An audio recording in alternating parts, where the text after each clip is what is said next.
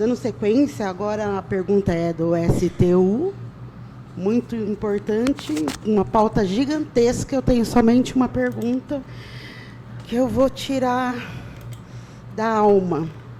E a sequência da resposta é a professora Maria Luísa, depois o professor Contígio e, por último, o professor César. Falando em carreira, progressão, isonomia, a gente tem como pauta do STU o ponto eletrônico. E aí gostaríamos que os candidatos falassem que a isonomia que a gente tanto busca com a USP comece pelo ponto eletrônico. Gostaria que os candidatos se colocassem nessa resposta com bastante sinceridade, porque temos outras pautas importantes. Mas hoje os trabalhadores da universidade querem saber se realmente a nossa tão sonhada isonomia vai começar pelo ponto eletrônico. Eu achei... sou eu que começo, né? Oi, desculpa, professora. Obrigada pela pergunta. E eu vou começar falando um pouco sobre o histórico do ponto eletrônico, até uma certa parte, uma boa parte do ponto eletrônico, do que aconteceu, eu conheço. Eu acho que você também, não sei se eu vou precisar repetir a todos, mas eu vou resumir o que eu puder aqui, que eu sou da gestão, embora seja uma outra candidata, que tem diferentes ideias e diferentes propostas, né? Sou da gestão. Então, essa questão do ponto, ela vem muito antes de nós, de mim, que eu vou falar por mim, de mim.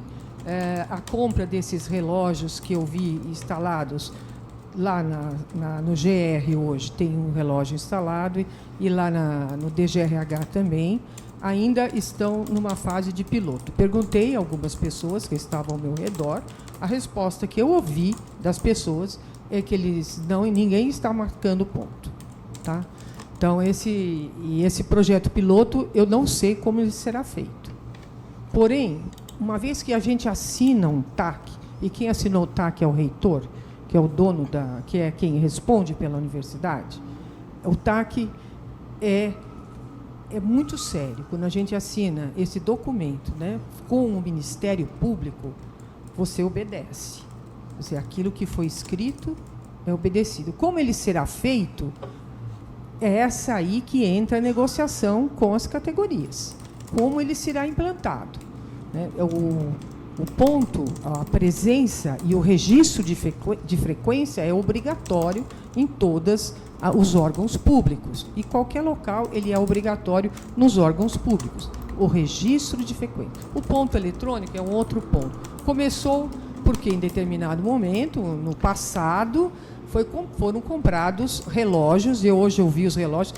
Se vocês quiserem ver, eu tenho a foto do relógio aqui. Foram comprados esses relógios com dinheiro público. Não foram usados. Então, uso indevido. Já está num minuto de novo. Eu acho que não tem jeito, né? Mas, assim, o uso do dinheiro público é muito sério. Talvez as pessoas pensem que a Unicamp vai nos proteger de todos esses problemas. Nesse caso, não protegeu. Usou o dinheiro lá atrás, eu acho que a gente tem que ver quem fez isso, não aplicou, gastou dinheiro, entraram com uma ação no Ministério Público, a Unicamp foi obrigada a assinar um termo de ajustamento de conduta. Isso é o TAC, é um termo de ajustamento de conduta. Nós vamos ter que fazer. Não tem jeito de entrar, porque o Ministério já entrou com processo no jurídico contra a Unicamp, vai cobrar multa. Então, tem esse projeto. O que eu sei é isso. Talvez meu colega possa dar maiores explicações acerca do ponto eletrônico, mas ele terá, embora possa ser renegociado, revisto, quem vai bater, quem não vai bater, e eu acho que tem que ser revisto, viu, Elisiane? Tem que rever isso, né? Por quê? Então, acho que isso tem que ser revisto com as entidades. Quem vai bater ponto eletrônico. Esse ponto eu concordo. E eu acho que a forma como ele está desenhado hoje, Conclui. Eu não concordo. Já deu um minuto, eu encerrei. Mas ele terá que ser implantado.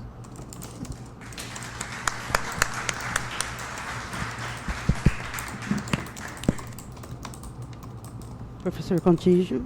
Bom, a professora Marisa e eu temos em todos os órgãos e unidades que nós temos, tem nos perguntado sobre isso. E, coerentemente com todas as nossas respostas, eu quero dizer que nós somos contrário por princípio ao ponto eletrônico, pela forma de funcionamento da universidade. A universidade não funciona por produção, por horário, por tempo.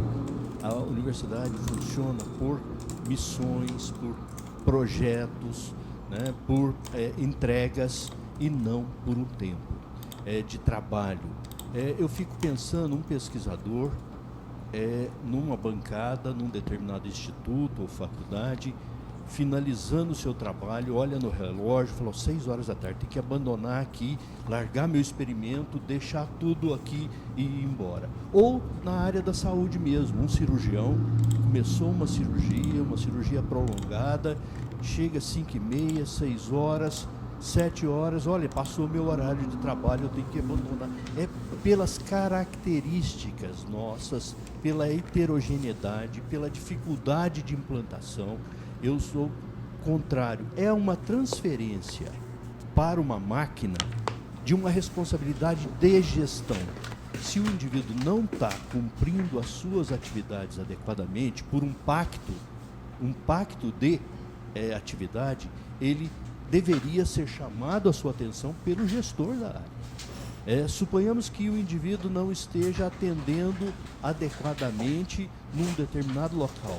Tem uma gestão, ou há um despreparo da gestão para aquela função que ele está, ou o gestor não vai ser corrigido isso com ponto.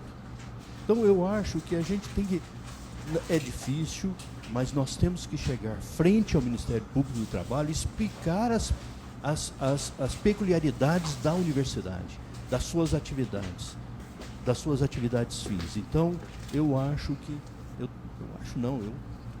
Caso eu seja escolhido pela comunidade, nós vamos trabalhar seriamente no sentido de esclarecer as peculiaridades, dizer por que nós somos diferentes, por que a universidade ela tem que ter outra forma de apontamento de frequência.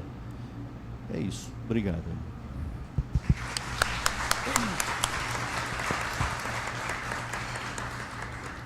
Professor César. Vou tentar fazer bom uso dos 3 minutos, não será suficiente. Só quero dizer o seguinte, se a gente for fazer isonomia com a USP, o ponto eletrônico na Unicamp tinha que ser implantado em 2014. Ok? O ponto eletrônico na USP foi implantado em 2014, sem nenhuma negociação. Tá? Então é importante dizer isso. Segundo, também por princípio somos contra. Óbvio. Somos contra. Mas, chega o dia 8 de janeiro, o Sr. Tom Zé recebe uma carta do Dr. Ângelo dizendo o seguinte: quero, num prazo de 30 dias, informações sobre como está o assunto. Ok? Conversamos muito com o Ministério Público sobre isso, tentando convencê-los. Ata da reunião de 24 de outubro. O Ministério Público não vê razão plausível para a prorrogação da implantação. Documento da reitoria, 5 de novembro, queríamos reconversar. Documento do Ministério Público. Não vislumbramos nenhum acontecimento extraordinário para não implantar. O assunto que a professora Maria Luísa comentou é verdade. Não é? Começou lá em 2011, quando compramos relógios, ponto, e não instalamos. É dinheiro público. Mas tem um outro histórico. Esse assunto começa na Unicamp em 21 de fevereiro de 2019, com a criação de um GT. E esse GT conclui o seu processo dizendo o seguinte: temos um problema de ponto britânico em nossos cartões. Está no documento, isso é público, ok? O problema do ponto britânico, da anotação britânica, leva o Ministério Público a nos questionar, porque no denuncismo interno que temos, muita gente preenche os seus cartões, mas um colega ou alguém denuncia que ele não trabalha. É nós atirando na gente mesmo, ok? E o Ministério Público fazendo disso para nos atacar. E o final desse processo, na página 2 do relatório, que tem 33 páginas, ele diz, o GT, junho de 2019, o GT entende que a Unicamp deve adotar o ponto eletrônico a partir de vários fatores. Claro que ali se fala em cuidado. Aqui foi inserido o processo.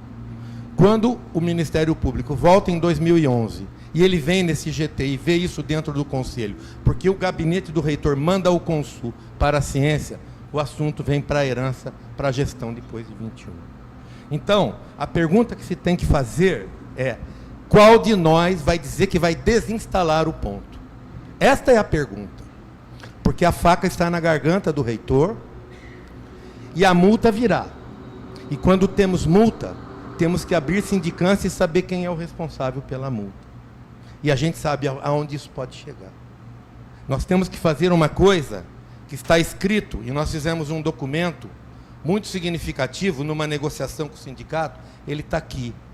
Queremos implantar isso da forma mais suave, onde a chefia terá autoridade sobre isso, autonomia sobre isso, e a qualquer momento, isso aí, nada é imutável nem imexível, a gente pode rediscutir sempre. Muito obrigado.